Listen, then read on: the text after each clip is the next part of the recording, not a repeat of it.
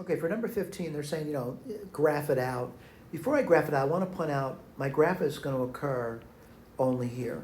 So graphing it out, kind of looking at it, and get a rough feel. I'm not going to say it's a very good picture, but if I start at 0, I'd get certainly a point here, right? And then what happens, let's think about it. It goes up, and then it comes back down. It's going to hit over here somewhere. Let me see if I can figure that out. So 5 root x equals x. I guess you'd square both sides, right? 25x equals x squared.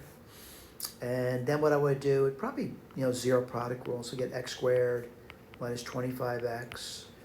Probably factor out an x, and what do you get over there? X, and then you get x minus 25.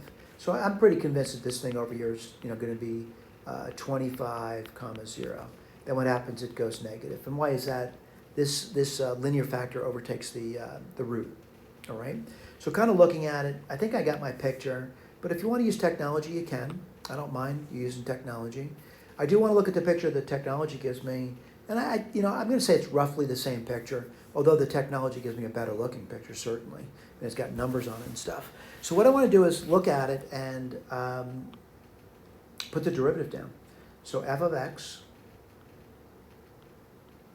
that's going to be 5x to the 1/2, and then minus x. Take the derivative, relatively simple.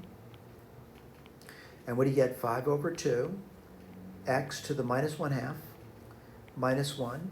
I'm going to rewrite that as 5 over 2 root x minus 1.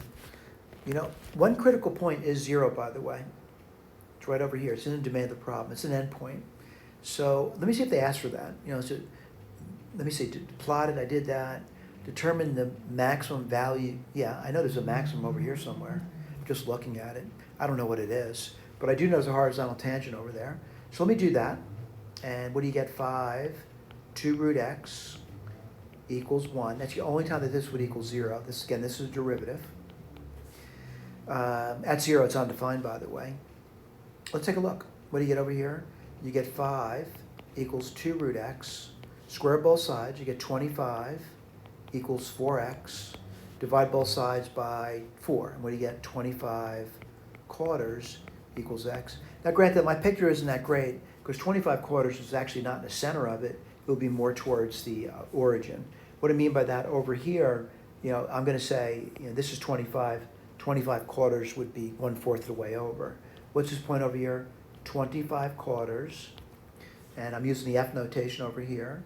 I guess I could actually do that, right? So f of 25 quarters. Looks relatively simple. It's going to be 5. The square root of 25 quarters is 5 halves.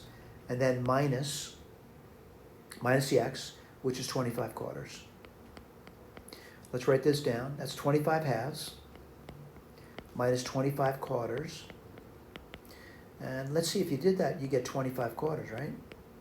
Yeah, 25 quarters. So this point over here is 25 quarters, 25 quarters, all right? 25 quarters is 6 point something, by the way.